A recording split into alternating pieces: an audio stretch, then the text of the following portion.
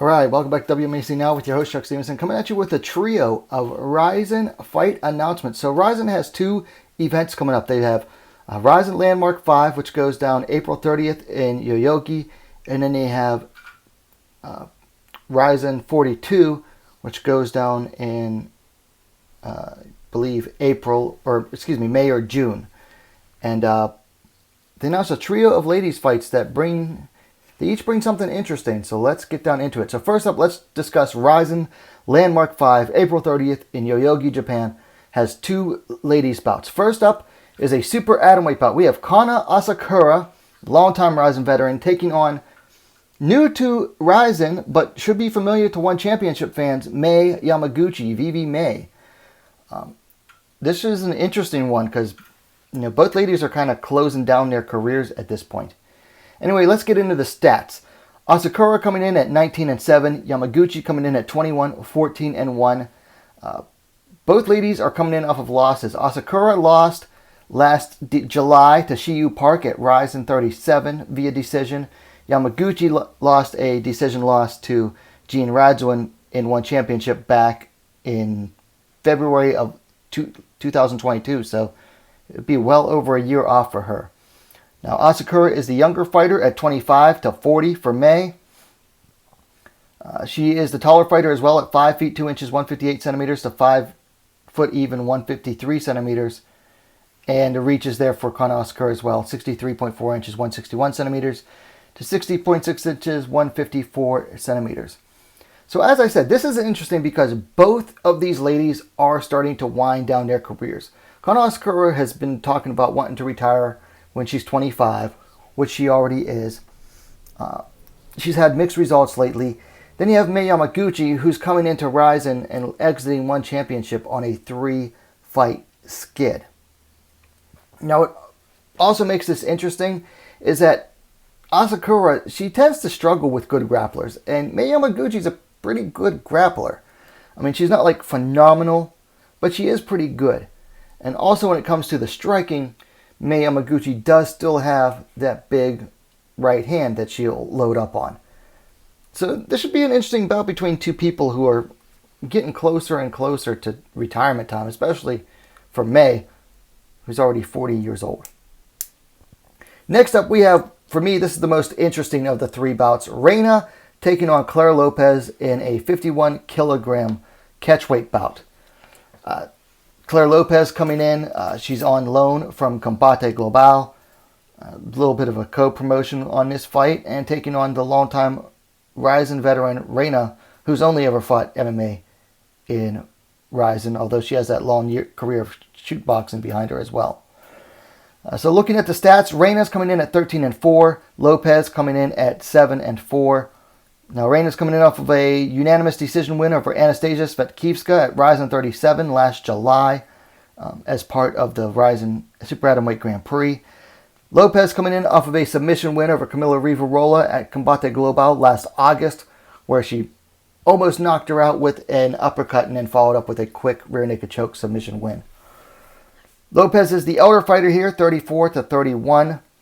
Rena will be just slightly taller at 5 feet 3 inches 160 centimeters to 5'2", 157 centimeters for Lopez.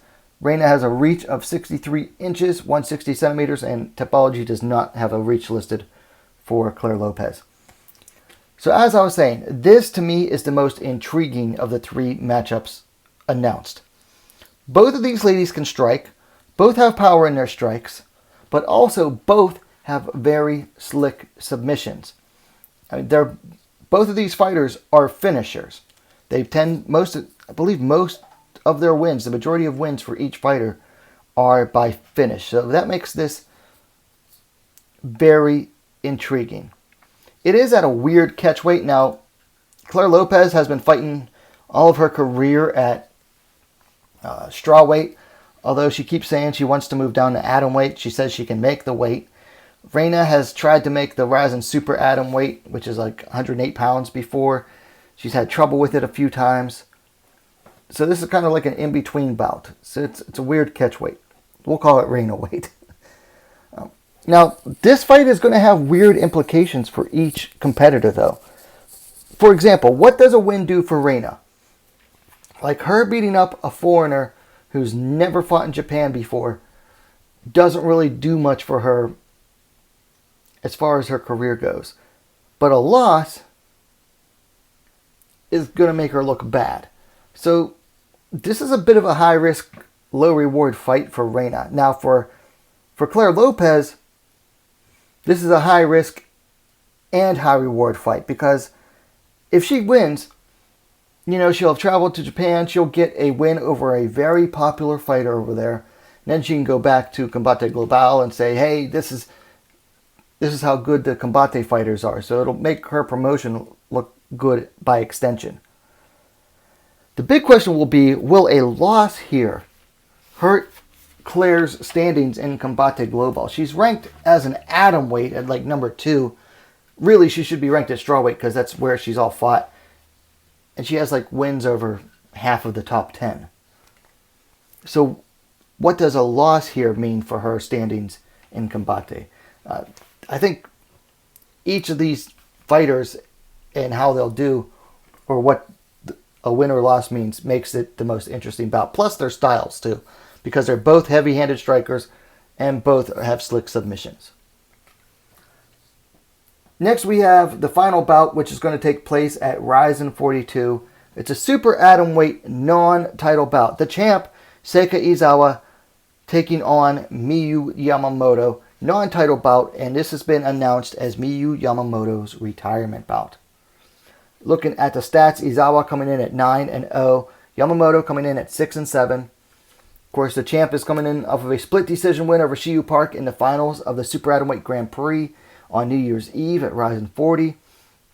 Yamamoto hasn't fought since last July, where she lost a split decision to Saori Oshima at RIZIN 36. That was down in Okinawa. Age here, look at this age difference. 48 for Yamamoto to 25 for Izawa. So it's no wonder Yamamoto's getting ready to retire. She's pushing 50.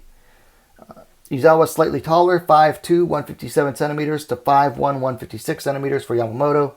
And her reach listed for Miyu, Izawa's is listed at 64 inches, 163 centimeters. So as I said, this is a non-title bout. And if you've followed the channel for a while, you know my feelings on the Japanese promotions putting their champs in non-title bouts in their own weight divisions. I don't like them. If it's Miyu's retirement bout, just give her the title bout.